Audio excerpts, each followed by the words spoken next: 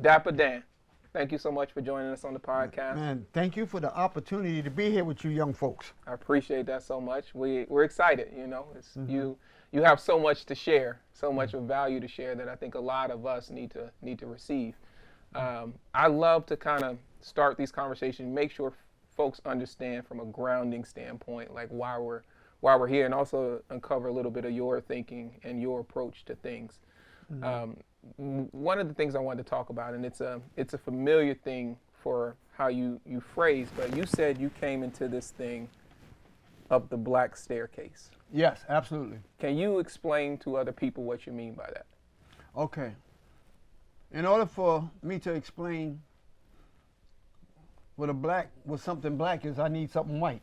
You know? Yeah. So I gotta tell you what white is to explain what black is. You know what I mean? Fair. So anyway, the fashion industry was controlled predominantly by whites. Right?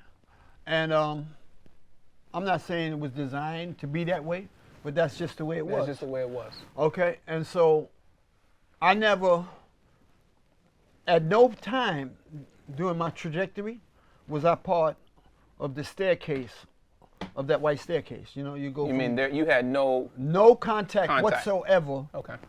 with the fashion industry. You know, so I consider that when you come up that trajectory, you come up a white staircase. You understand? And the send is to visibility is quicker, more acceptable. Knocking down the ceilings. You know, Right. the whole thing about, knocking down the glass ceiling. So with me, I started on the streets of Harlem, selling to people of color, primarily with the subculture, the gangsters and everything like that. Because even middle class blacks wouldn't buy it from me, you know? So my entire career, up until 4 years ago, my whole 39 years, 40 years in this here, up to 4 years ago, was completely in a black environment. The first time I even saw a runway show was with my partnership with Gucci in Europe. That was the first runway show I've ever been to. Wow. Everything else that I've engaged in was always black. You know what I mean? Yeah. In Harlem. Like I traveled from here to Chicago, hitting all the black ghettos. Right. And from New York to Atlanta, hitting all the black. So it was entirely a black staircase. And that's what I mean when I say I came up the black staircase. Black staircase. Now you had mentioned, right, that you touched a little bit on it, and I didn't kind of quite realize that I think we expected maybe just historically that maybe there wouldn't be a direct connection with luxury just based on how things are built. But this shunning and maybe not being received by other black people, that's a bit surprising. Oh yeah. What's the reasoning behind that? What do you think is the reasoning? Why? Acculturation. When you think about acculturation, that it's just like somebody coming from another country and want to be acculturated. You know, so I grew up in Harlem when we had you heard about Sugar Hill? Yeah, There was absolutely heard about Sugar Hill. There was sugar on that hill. The sugar on that, it got the name of Sugar Hill because they had the uppity blacks that lived on Sugar Hill.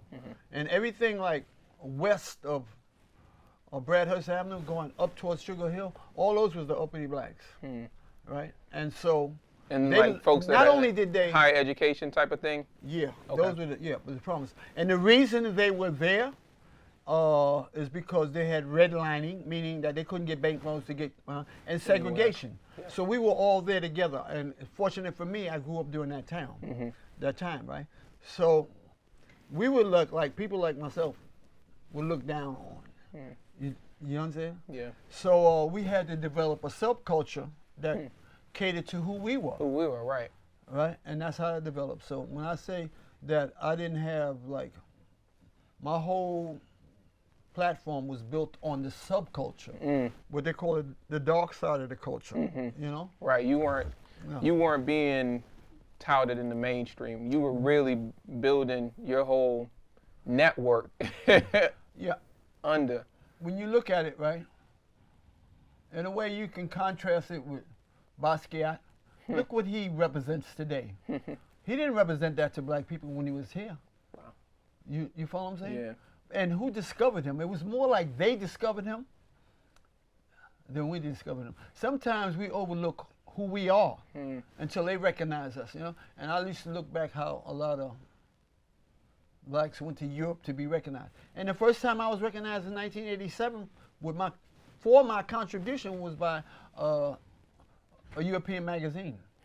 Even in my store today, I got spread across the floor all these magazines, all these European magazines and international magazines, and then I only have one magazine, Dawn Divas, that featured me. I didn't get recognized by African American major media until 2 years ago. Ebony awarded me.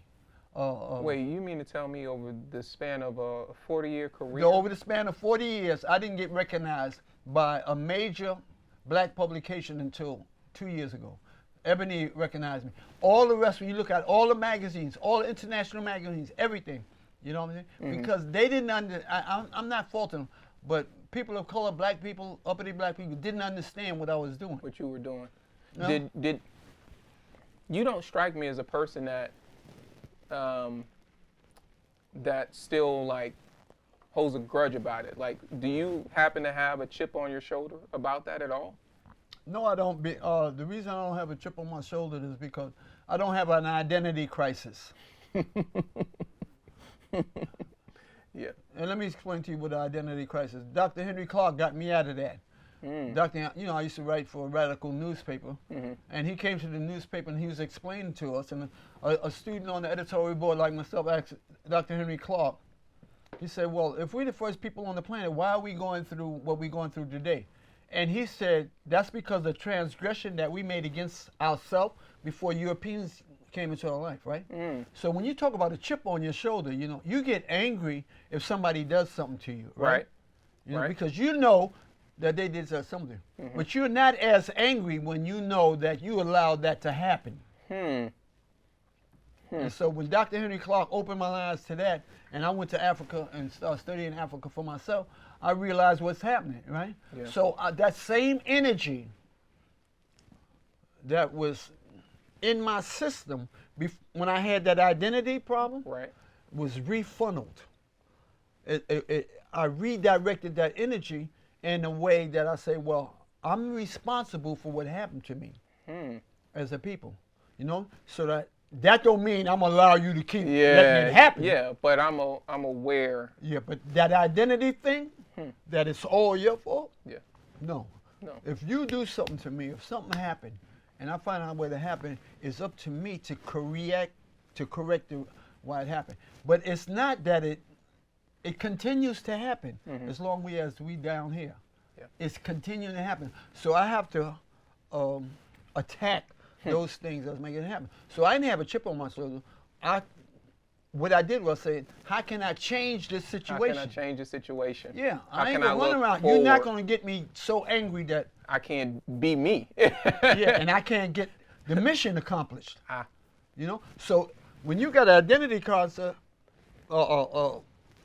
problem, you know, it taints the way you approach how you should deal with it, right? Right. And this is what a big part of my mission has been. What happened with me and Gucci?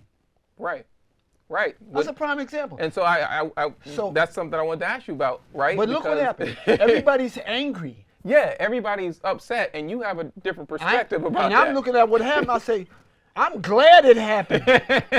Y'all don't get this? But why? I'm glad it happened because it created an opportunity to open a door. Right? So if you have an identity crisis, you get upset and you say, I ain't messing with them no more. I'm not patronizing them no more. You don't look at the entire problem for what it is. Do you understand? And so what I said was, let's get inside and create opportunities, not get mad and walk away.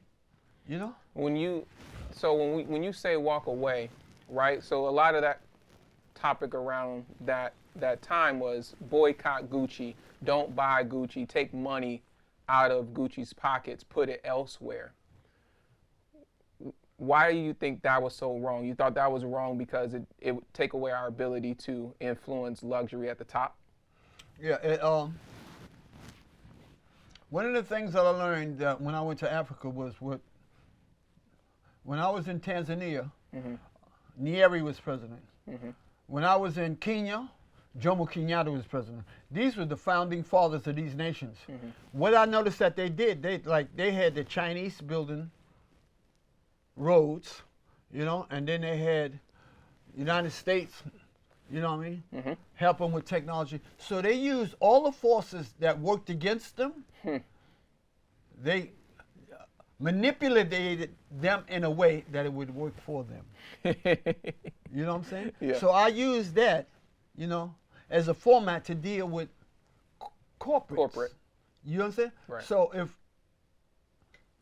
if you insult me, you know, the crime was we were insulted. We were People called us insulted. We felt hurt. But how could I make that work to our advantage? Do you understand what I'm saying? I understand what you're saying. So you insulted me, so open these doors and let us inside. Let us grow within inside. But when we walk away, we get nothing for the insult. It's interesting. It's a similar sentiment to what Jay-Z was saying about So when China is building these roads, now we know how to build roads. You know what I mean? We can learn all from the being technology within. that comes into these cultures comes in. One of the main things that I learned, and I started my business in the 80s, right? That was when all the brands and corporations was moving offshore, so they wouldn't have to pay us. Right. They wanted to pay cheaper labor. Now I'm going to all these auctions when I'm starting my business. All the machines, sewing machines and equipment, I'm buying them from auctions. I say, damn, why are these businesses going out? But they moving offshore so that they can get cheaper labor. Right. But in the process, what happens? The reason why we have no workers today, and we don't have a lot of people that understand how to build a brand, you know, from the ground up, the way I did, is because there was nobody there to show them. We didn't have the ability to work in the industry because all the industry moved offshore.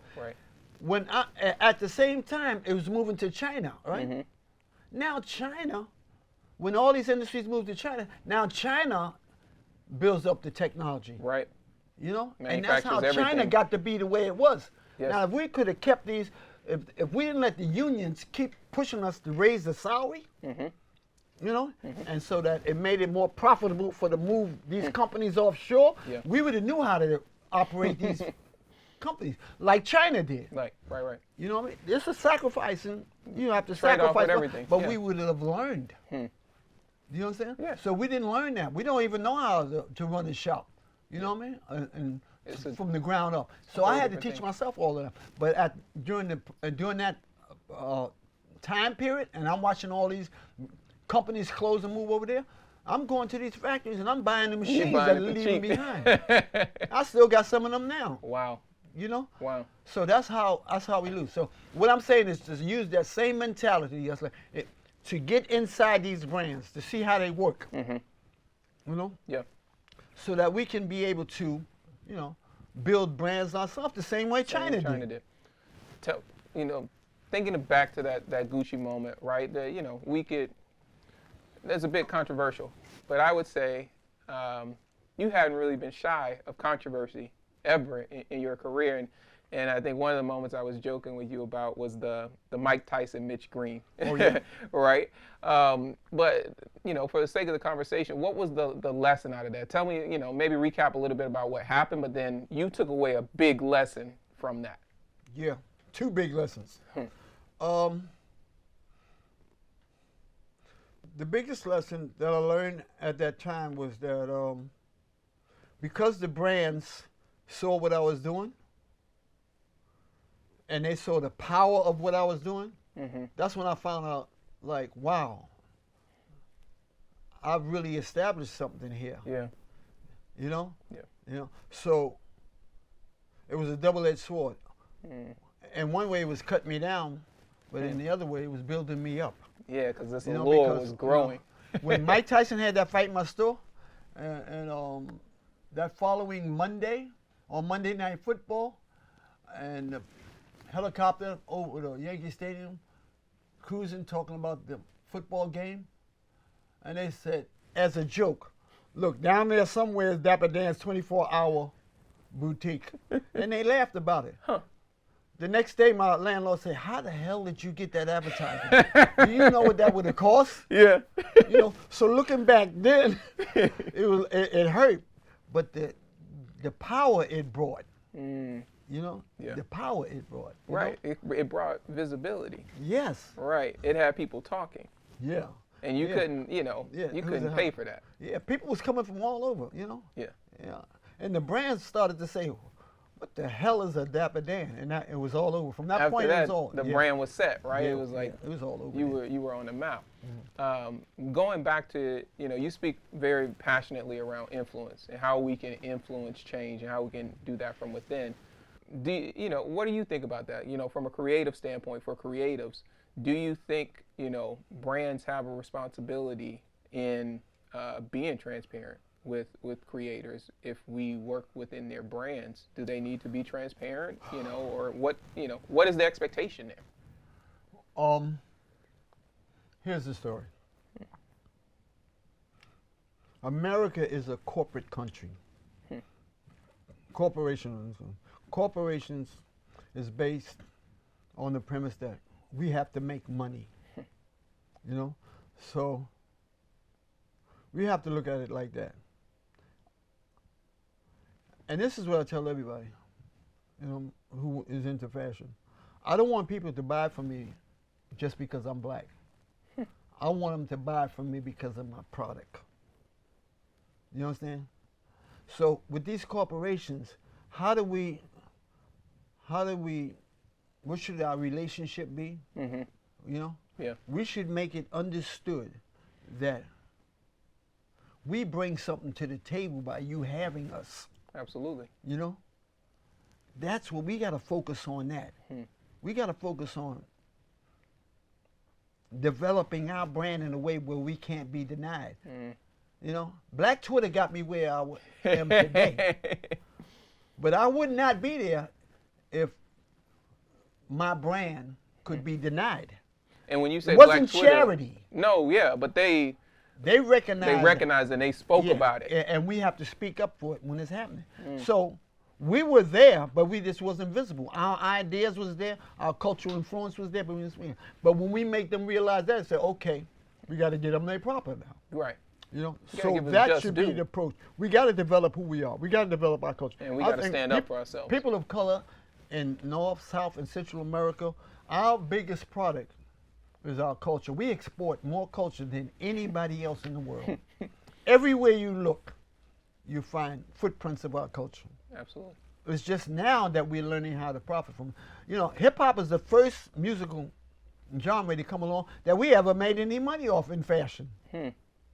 The first. The first. We're making billionaires now.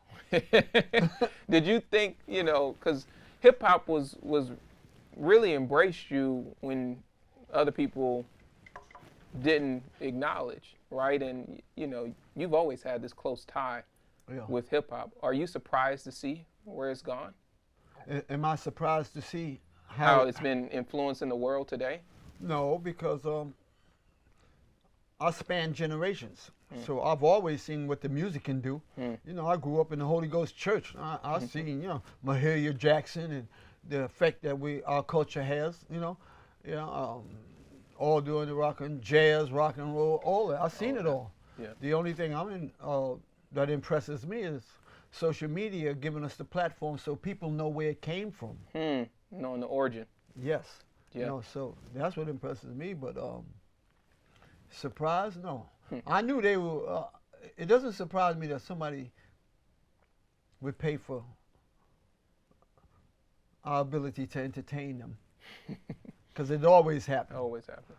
What surprises me is how we've been able to muscle our way into the industry because of that. Yeah. Because of the technological changes, you know? Mm-hmm. Yeah. I often equate it to like today, what pushed us forward is technology, social media. Yeah, it's a game changer for creatives, right? Yes. For influence, to be able to have your own voice and not be censored. That's right. Right. Yeah, exactly. So I always look to technology for answers to social problems. Yeah. Mm-hmm. One of the things I love that you speak about is you say you translate culture. Yeah. What does that mean? All right. The whole statement is, I do not dictate fashion, I translate culture. That's what we do, you know? And how do you do that? Right. I often equate it with the Harlem River. So I was born by the Harlem River. I used to swim in the Harlem River, right? But before I swim in the Harlem River, me and my friends, we would throw a popsicle in. You know, a popsicle in? Yeah. Because we would have to understand how the current is. You know? So the Harlem River, where I was born at, it had a bank and it had like a little where you could walk down into the water. Right. So we wanted to dive off the bank, off the dock, but we wanted to come out where you could walk out of the water because of the strong currents. So we needed to understand which way the current was going. You know? Yeah. So when we throw that popsicle in, we know which way to dive in exactly so we come out. And that's the same way when I talk about, you know, translating culture. It's just like the current. You know, the Harlem River is always there, but it's always moving. You got to understand how to manipulate within the current. And so when I say translate culture, I got to see which way the culture is going. You know? So when there's jazz age, I'm looking at how it is evolving. Right. I'm looking at rock and roll, how it's evolving. And I'm looking at hip hop, how it's evolving. I say, okay, this is what you want to look at? Yeah. I'll throw that popsicle there. You know, see the pickle. I say, how do you want to look? Right. You know? I asked Eric B and Rakim, how do you want to look? You know, and I see how they want to look. Eric B is a swag guy. So I swagged him out. Yeah. Rakim is into the nation, you know, 5% of the nation. Right. So I said I'm like that. Jungle Brothers is into, into ethnocentric stuff. You know? Liberation stuff. So I make them outfits in red, green, and black. Right. You know? BDP is into Rasta rap. So I make them stuff in the rapper rap. I do not dictate how they should look, which is the problem with the fashion industry does. You mean they try to, and they this try is to why tell people what to be versus... Yes, they don't give them the option. They don't leave it the door open for the culture to evolve on its own. They want to direct the culture. Do you know what I'm saying? And so when you look at the brands, like when they ran me, and this is all I ever did. Everybody who's ever come to me, all the hustlers, all the gangsters, all the entertainers, I always find out how do they feel about themselves? What do they want to say? What do they want their look to be like? Yeah. That tells a story about who they are. The moment they started, the brands raided me and I went underground, all that changed. All the minority brands that came after me, just think about them. I don't want to call them out. Yeah. Think about them. They did the cookie cutter approach to fashion. They had everybody looking the same. Yeah. You know? And my approach has always been like Burger King. Have it your way. Have it your way. I love that because that's what we are. That's what everybody was born with their own unique approach, their own unique story. And that's when it dies. Screwy. The same way those brands died is the way the music will die. And the industry forces that on us, you know? They get a rapper to say, this has been working. Now they want the rapper to rap like that. You know, the moment you start dictating culture, you kill it. You have an affinity for artists like Tupac and Nipsey Hussels. Yes. Do you feel like they were able to carve out their own and not get caught up in being dictated to by the labels?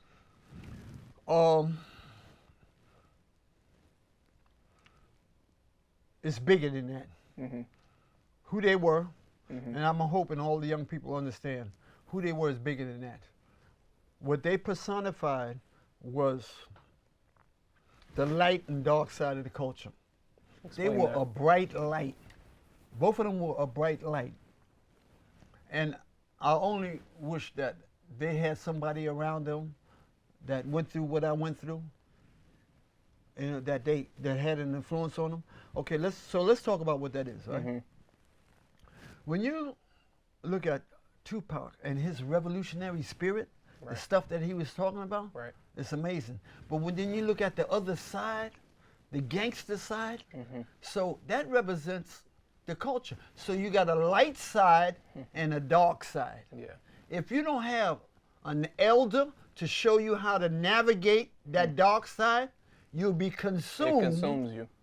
by the dark side. And why is he here? He wasn't killed. You know, it's the dark side of the culture that destroyed him. You know what I'm saying? Yeah. It's the dark side. You know, if he could have got away from the dark side, just think what he would be today. Yeah. It's unimaginable. Yes, and with Nipsey, the same thing. He was on the way. These two guys, these were phenomenal guys. Nipsey was on his way, right? Mm-hmm. And then he was consumed by the dark side of the culture. Yeah. You know what I'm saying? Yeah. And the answer to that is, once you see the light and you see your mission, walk away from the dark side. Have no contact. When I changed my life, first thing I do, all my gangster friends and all that, say, I'm not accepting your phone calls. I'm not doing nothing. Wow. You know, because they draw you back into that.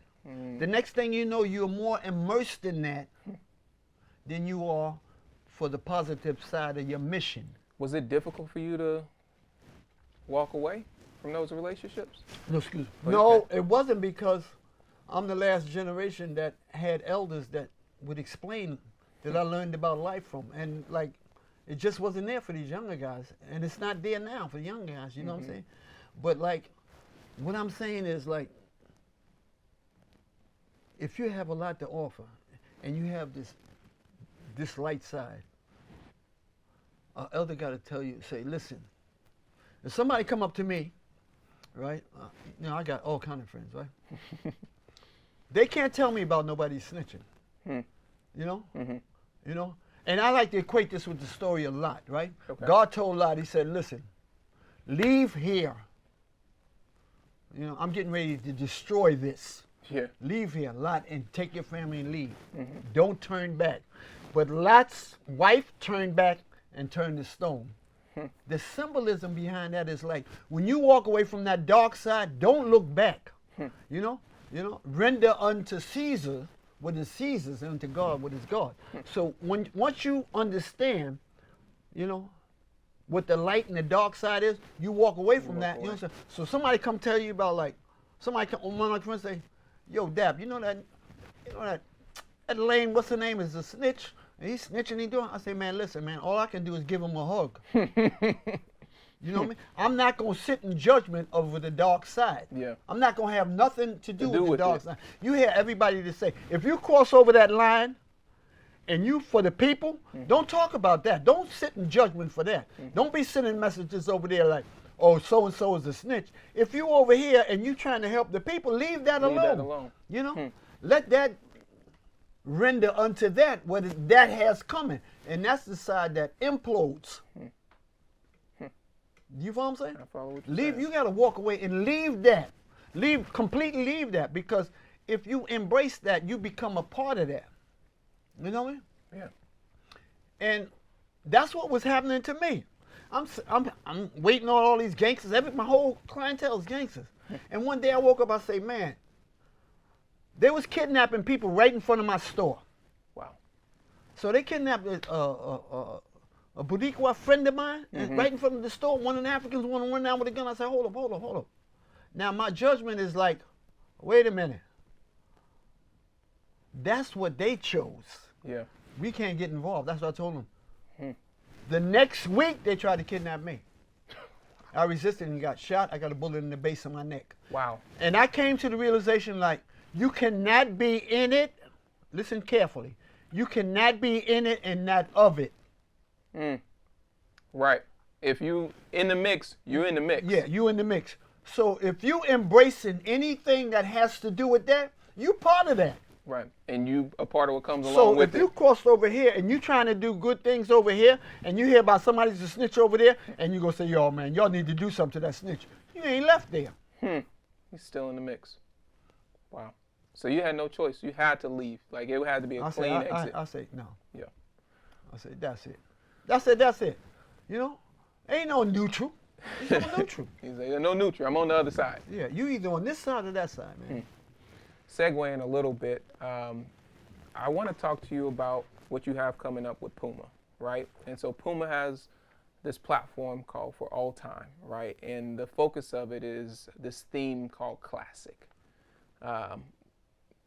When you think about it, what does classic mean to you when you think about your work and you think about how you approach translating culture? What does classic mean to Dapper Dan? How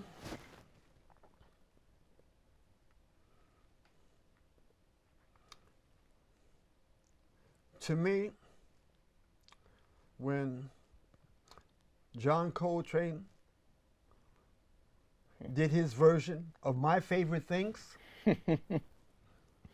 that's how you take classic and bring it into the 21st century. Yeah. You know what I'm saying? Yeah. You just give it more excitement, more energy, but you maintain, you maintain what it's worth, what it feels like. Yeah. You know, and so that's what I wanted to do with that's my mission with Puma. Yeah. You know what I mean? To take a classic and build on what it is. Build on it, right? But let it reflect today. You know? Let it reflect the generation now. Yeah. Yeah, so and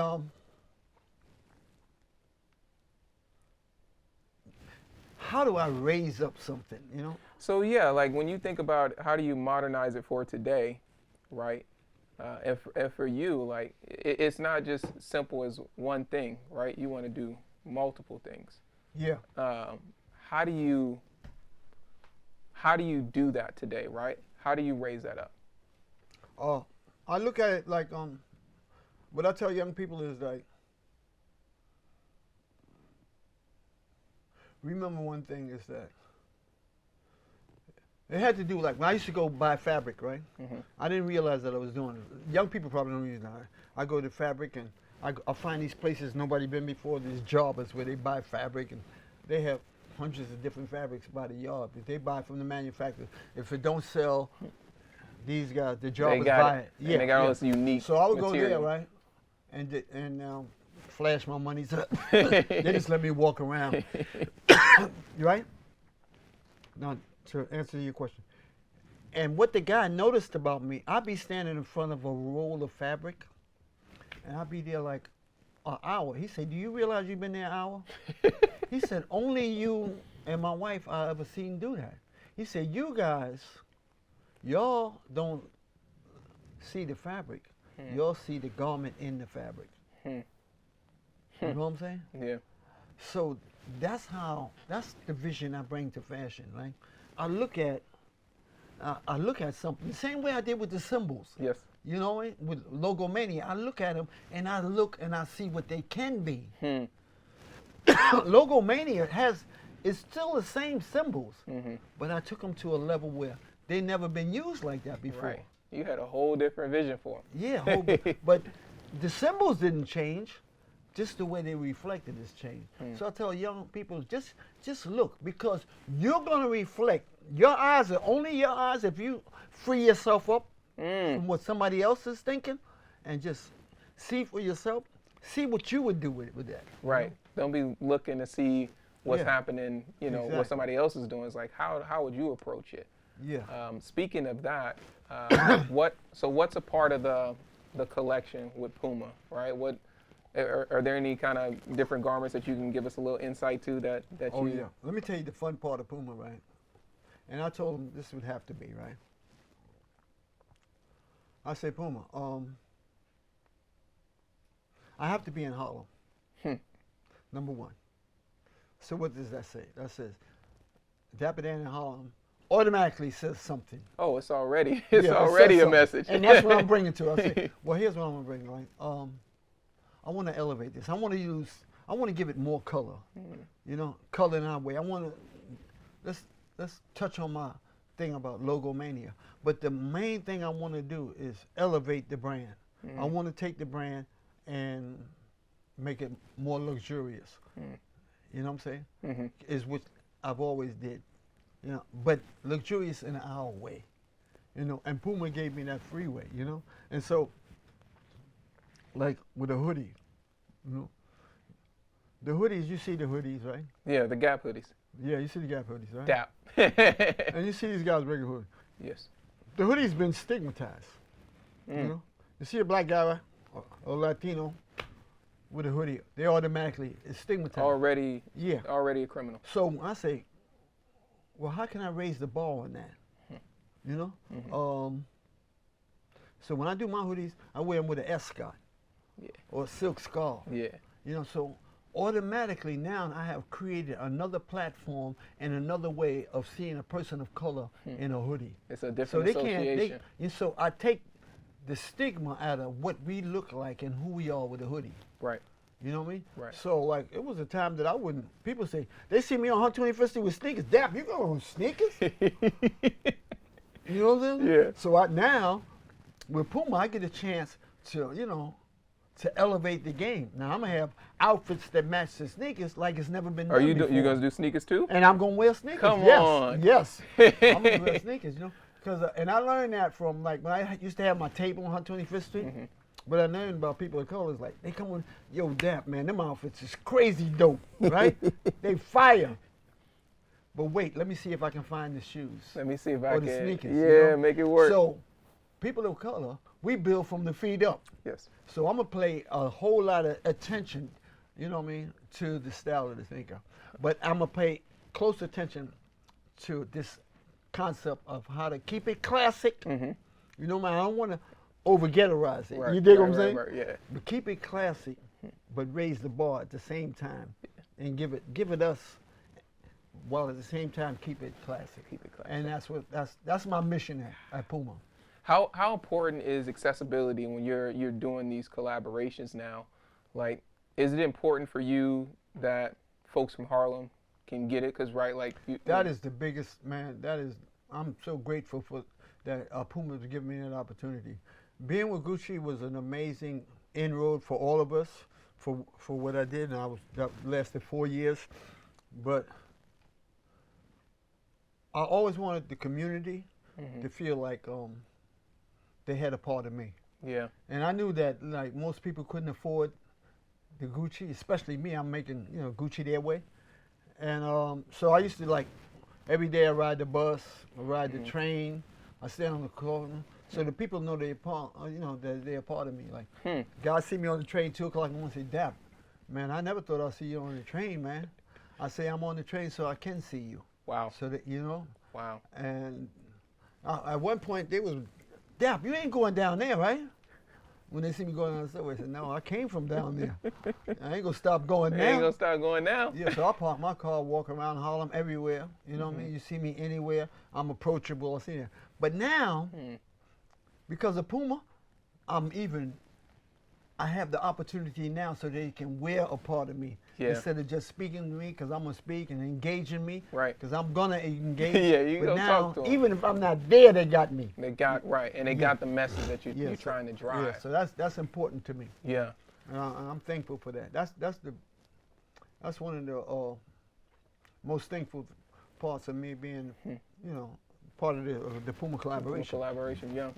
When you over the past couple of years, right? You're one-to-one with the brands now, right? It's not the shunning is not there in that regard.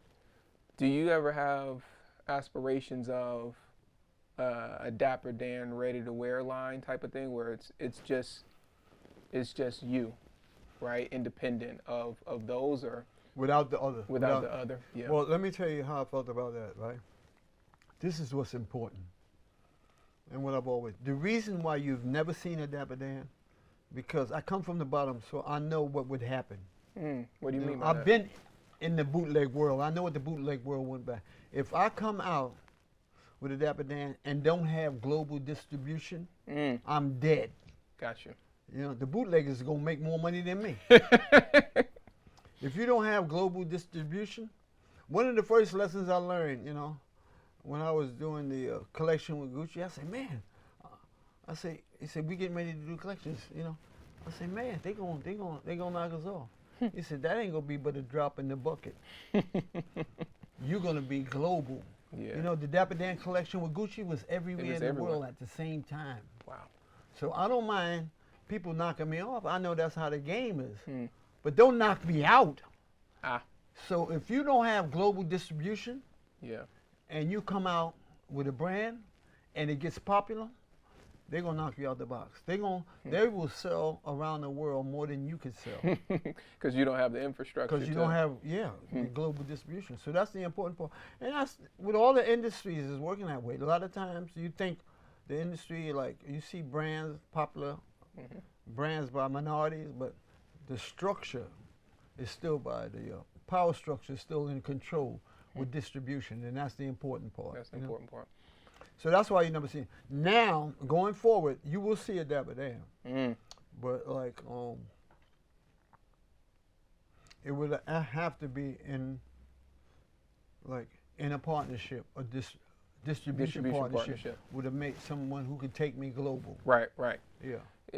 Does it, do you get offended by seeing your products bootleg? Like, have you, like, is that offensive to you at all? Or is it just like, you know, can you not really hate on it?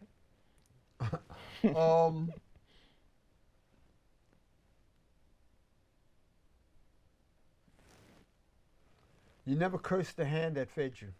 You know, so I don't get mad, you know? Yeah. I don't get mad. I said, as long as I can override it, it ain't gonna bother me. I ain't gonna tell you the city, I was in one city. When the Dapper Dan collection came out, they had more Dapper Dan in there than I had in my atelier.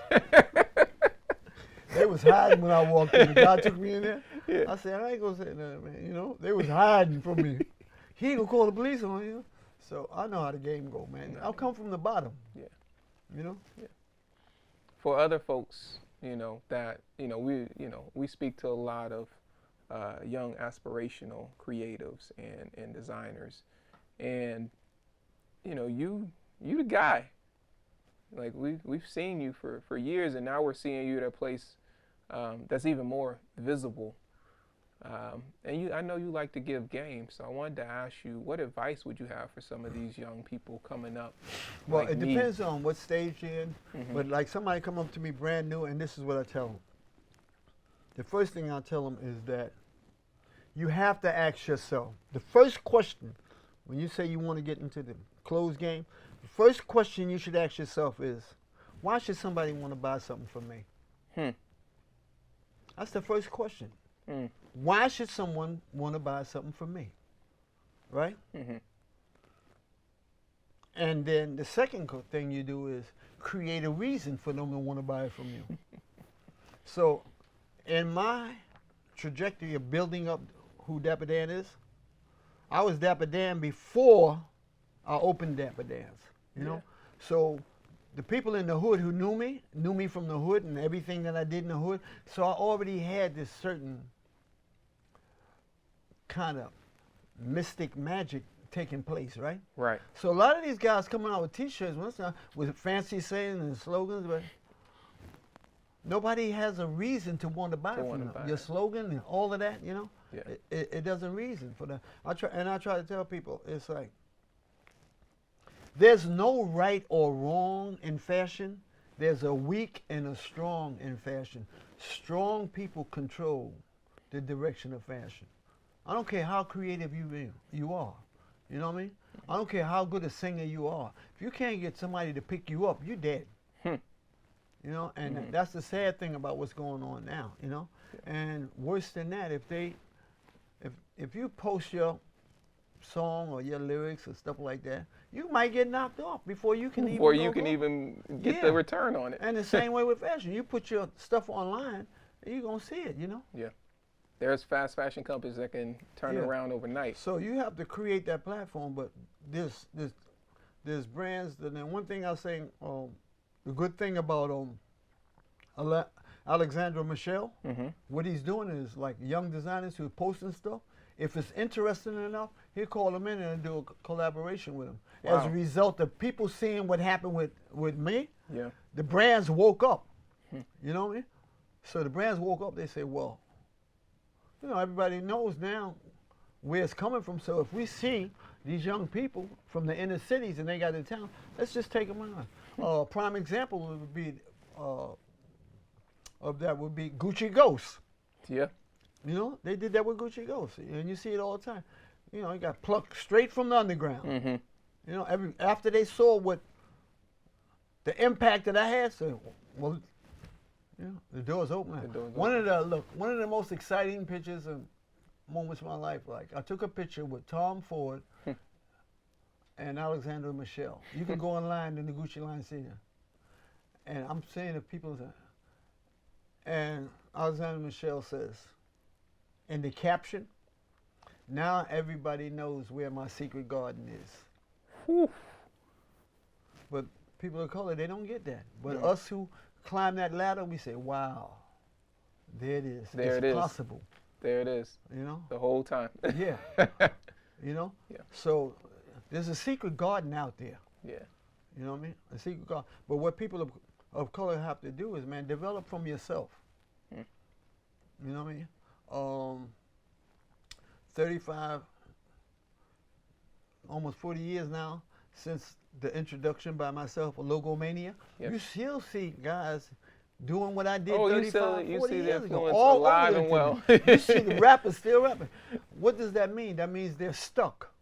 They're too preoccupied with going to the past instead of going to the future. So if you lay down in the past, you sleep through the future. Whew.